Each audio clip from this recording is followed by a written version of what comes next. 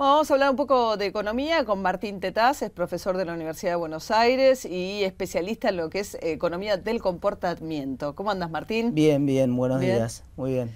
Bueno, tema que te preguntaba fuera de aire, te lo vuelvo a preguntar ahora porque me parece es uno de los temas de agenda de hoy, por lo menos, que es la presentación argentina ante la Corte Suprema de los Estados Unidos por el tema de los holdouts, ¿no? De los bonistas que quedaron afuera del canje. Sí, básicamente lo que está pidiendo el gobierno es que le permitan transitar por dos caminos distintos, uno con lo que ya viene pagando hasta ahora y otro con lo que son los famosos fondos buitre, los famosos holdouts. Es decir, lo que dijo Griesa el año pasado y que hasta ahora está vigente eso es que, bueno, que hay que pagarle a los holdout y que en todo caso va a usar la plata que nosotros estábamos mandando para pagarle al resto de los acreedores que ya teníamos adentro y va a usar esa plata para pagarle a los holdout. Si eso y pagarle un 100%, sin quita, digamos, sin la quita que aceptaron los otros. Exacto, sin quita. Si eso pasa, obviamente no va a alcanzar la plata que nosotros mandamos para pagarle a los acreedores nuestros, entraríamos en un default técnico, no por culpa de que nosotros no les quisiéramos pagar a los ahorristas que ya entraron en los canjes anteriores, sino porque la plata que mandamos se usa para pagarle a los otros bonistas. Entonces, Argentina lo que pide es, no, déjennos pagar a los bonistas como les veníamos pagando y discutamos por otro lado la parte de los holdouts. Esto, te decía yo, es una discusión que es del año pasado, vuelve otra vez ahora con esta apelación nueva, pero que ahora tiene una particular importancia, que tal vez no tenía tanto el año pasado. Hasta el año pasado el gobierno de algún modo podía emitir para financiar el gasto público, emitió 94.000 millones de pesos el año pasado, es un montón de plata para financiar el gasto público. El problema es que ahora, dadas las condiciones inflacionarias de la economía, es muy difícil que el gobierno pueda seguir emitiendo montos crecientes, inclusive de dinero. Y ahora con el sinceramiento todo del índice con también, más razón porque se va a notar todavía, entonces lo que evidentemente necesita el gobierno es reemplazar ese financiamiento que antes obtenía de emisión monetaria, necesita conseguirlo de afuera. No puede ajustar la economía en este momento porque estamos en un momento recesivo, está parada la economía, contrayéndose. Si encima la economía parada, el gobierno quisiera recortar gasto en estos momentos, la economía se contraería todavía más. Entonces, lo único que puede hacer, la única alternativa no ortodoxa, entre comillas, en el sentido de que no produciría un ajuste, sería reemplazar ese financiamiento con emisión que estaba teniendo por financiamiento con deuda. Pero bueno, ahí está la cuestión de si nosotros evitamos este default por un lado y por otro lado normalizamos las relaciones con Club de París, con el nuevo índice normalizamos con Fondo Monetario Internacional y para mediados de año tenemos posibilidad de acceder a algún paquete de ayuda. Ese es el objetivo en este momento del gobierno, digamos, ¿no? Ese debiera ser el objetivo porque cualquier otro objetivo sería inconsistente. Es decir, cualquier otro objetivo sería, si vos mantenés el nivel de gasto público como viene, a la tasa de crecimiento que viene, sobre todo con las paritarias que vas a tener que convalidar ahora, vas a tener que emitir muchísima plata. Eso va a generar más inflación todavía y vos tenés un problema grave de inflación. Ahora, era un problema importante el año pasado, pero bueno, nos habíamos acostumbrado a este nivel de 25%. Es evidente que no estamos preparados para saltar a un nivel de 40 o 50%. Mirá lo que está pasando con las paritarias. Los gremios docentes ya se ven una inflación de 60% en los próximos meses y están pidiendo 60%. Camioneros no se baja del 35%. Entonces, es decir, hay unos niveles que uno dice, bueno, si esto sigue 2 o 3 años más, el año que viene estamos pidiendo 80 y el otro año estamos en un fenómeno espiralizado entre precios, inflación, remarcación de paritarias, etcétera, que obviamente se nos va de las manos y es una película que ya vivió la Argentina, ya vio en oportunidades anteriores y nunca terminó bien.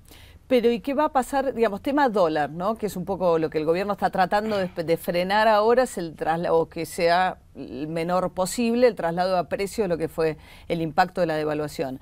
Pero mientras tanto logró dejarlo en 8 el dólar, ¿no? Sí, en 8 un poquito menos, en realidad en 7,80. Fue muy buena la intervención del Banco Central ahí con la regulación que obligó a los bancos a vender parte de las colocaciones en dólares que tenía. Entonces compró un poco de tiempo, pero el problema de fondo no es el problema del dólar en Argentina. El problema, porque el dólar, de hecho, si vos te pones a pensar, está a 8 pesos. Y uno dice, mirá, 8 pesos parece un valor alto. Lo que pasa es que cualquier cosa sale 8 pesos en Argentina. Un alfajor sale 8 pesos. Entonces, aumentó tanto los precios que el dólar quedó aún a 8 pesos, queda relativamente barato. La preocupación es, en los próximos meses, ¿va a continuar este nivel inflacionario? Tuvimos 3,7 en enero, pero el índice de enero, ojo con el índice de enero, que esto no lo están diciendo mucho, porque el índice de enero promedia todos los precios durante el mes de enero. O sea que capta de la devaluación, que fue la última semana de enero, una cuarta parte nada más. Si es el promedio, para poner un ejemplo para que la gente lo entienda más fácilmente. Si la primera quincena de enero la carne salió 50 pesos y después aumentó y en la segunda quincena de enero la carne salió 60, para el INDEC durante enero la carne salió 55. Es decir, toma un promedio de valores. Entonces ya febrero arranca con un nivel más alto. Entonces vamos a tener febrero con una inflación también cercana a oficial, cercana al 3% probablemente.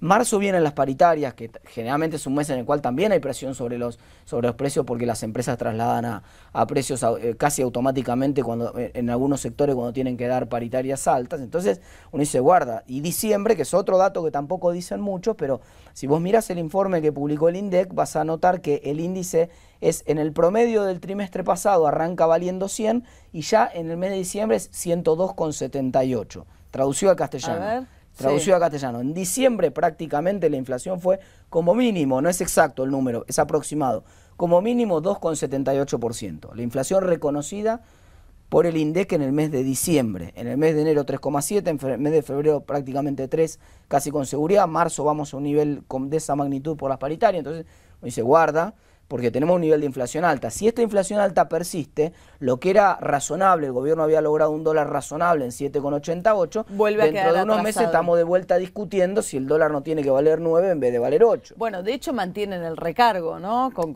lo que es compras en el exterior y demás, entendiendo que no está tan caro. Y lo mismo pasa con tratando de disuadir viajes al exterior. Y lo exterior. mismo pasa con la medida que ahora está en estudio, si no retrotraen la medida del impuesto a los automotores, porque se paralizó muchísimo la venta de autos. Entonces, realmente quedó para algunas operaciones, ahora que se reconoció un dólar más alto, claro, cuando pones 35%, te queda prácticamente un dólar de 10,50 para turismo, que es un dólar caro. ¿Está bien? Entonces, evidentemente... Pero lo que pasa es que la clave de que esto sea así sostenible en el tiempo depende básicamente de los precios, depende de la inflación. Si la inflación se controla, entonces esa estabilidad del dólar se puede ir moviendo de a poquito y no va a haber ningún problema. Si la inflación no se controla, dentro de 6 meses o menos quizás, 5 o 6 meses, otra vez va a haber presión y otra vez va a haber un problema de que los exportadores, todo el mundo está contando que en el mes de mayo va a entrar la cosecha, abril, mayo va a entrar la cosecha, pero si yo soy un productor agropecuario y tengo mi cosecha en el mes de abril y mayo y preveo que el dólar a 8 pesos no es sostenible, entonces también voy a retener la cosecha en ese momento. Si vuelven a clavarlo como lo clavaron en 4,4 en su momento, vuelven a tener el mismo problema. Debería ir acompañando el dólar lo que pase con los precios. Lo que pasa es que ya un 5% de aumento de precios desde que se produjo la devaluación del 22 de enero, prácticamente para los primeros días de marzo vamos a tener casi 5% de inflación acumulada. Un 5% de inflación son 40 centavos más, 50 centavos más. Entonces ya el dólar no es 8 más, tendría que salir 8,40. Mientras vos lo mantengas y digas, no, es mentira, no es 8,40, sigue siendo 8, dentro de 2 meses más, en vez de ser 8,40, ya el valor tiene que ser 9. Entonces, cuando vas acumulando un 10% de inflación, 11% de inflación, ese 8 que era razonable no es más razonable, el dólar valor de equilibrio tiene que ser 9. Entonces esa presión empieza a aparecer, los exportadores no liquidan los dólares, los importadores se apuran a estoquearse, entonces otra vez presión sobre las reservas. Este es el dilema en el que está el gobierno en los próximos meses. Pero fundamentalmente empujado por el tema de inflación, digamos, claramente. ¿no? Claramente, digamos, ya el tema el dólar, bueno, paró de perder reservas al ritmo que venía perdiendo el central, ¿no? Bueno, pero si otra vez se atrasa el dólar va a empezar a pasar lo mismo con la pérdida de reservas. Y paró porque el mercado entendió que será un valor razonable hoy. Eso no quiere decir que sea un valor razonable dentro de 6 meses. La clave, como muy bien dijiste vos recién, es el tema de la inflación. Esa es la madre de los problemas argentinos en estos momentos. Y la paritaria, en ese sentido, hay que ver cómo se desarrolla, ¿no? Claro, porque ahí el problema con las paritarias es un problema adicional. Ya el problema no es solamente la inflación, sino que el problema es la inflación que la gente cree que va a haber en los próximos meses. Entonces, y esto es fundamental, porque si el gobierno pudiera de alguna manera convencer a los gremios de que no va a haber una inflación alta, de que va a mantenerse en el rango entre 25 y 30% de la inflación, los gremios sin ningún problema pedirían ese aumento salarial. Repitiendo un poco la paritaria del año pasado. Exactamente, el problema es que hay que convencerlos. Si yo lo siento a un gremio, el gremio cree que los precios van a aumentar 54% porque proyecta la inflación de enero o febrero y cree que ese va a ser la inflación y piden 54, 55 o 61 como pidieron los docentes. Entonces, ¿cómo les digo que no? La forma de hacerlo es mostrarles un plan y decirles, mira, yo tengo esta política monetaria, tengo esta política fiscal. Ahora, si tu política fiscal es un presupuesto mentiroso que no lo cree nadie porque está completamente pintado ya, pintado al óleo, entonces ya empezamos mal. Vos tenés que mostrar un plan fiscal, un plan monetario y decirle, mira, la inflación en el mes de marzo va a ser 2%. En el mes de abril va a ser 2,5%. Entonces, cuando yo llegue a marzo y sea 2%, cuando llegue a abril y sea 2,5%, te voy a creer el cuento que vos me hagas de cuánto va a ser la inflación en mayo, junio y julio. Ahora, última, del lado del gasto, digamos, hoy se habló del tema del subsidio con Capitanich, ¿no? Que pareciera ser la próxima asignatura pendiente, pero de nuevo este dilema del gobierno es algo que debió haber hecho hace mucho tiempo y de manera paulatina y demás, y tiene la cuenta de lo que es subsidio a los servicios públicos en el área metropolitana. Al no estar el Gran Buenos Aires dentro de la medición del INDEC, porque por ejemplo, transporte no el Gran Buenos Aires sí está, lo que no está es la ciudad de Buenos Aires. La provincia de Buenos Aires está. Lo que no está es la ciudad de Buenos Aires. Y entonces, bueno... si vos quitás subsidios con un impacto mayor sobre la ciudad de Buenos Aires...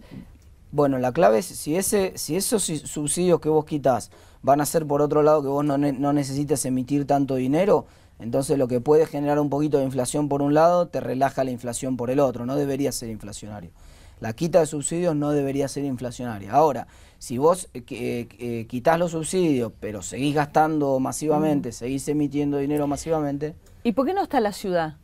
Porque la ciudad tiene un índice de precios propio y no quiso participar en la medición. No hubo un acuerdo entre el INDEC, los encuestadores del INDEC no acordaron con la Dirección de Estadística de la Ciudad de Buenos Aires y no entró en Quedó esta medición. afuera. Quedó afuera. Ajá.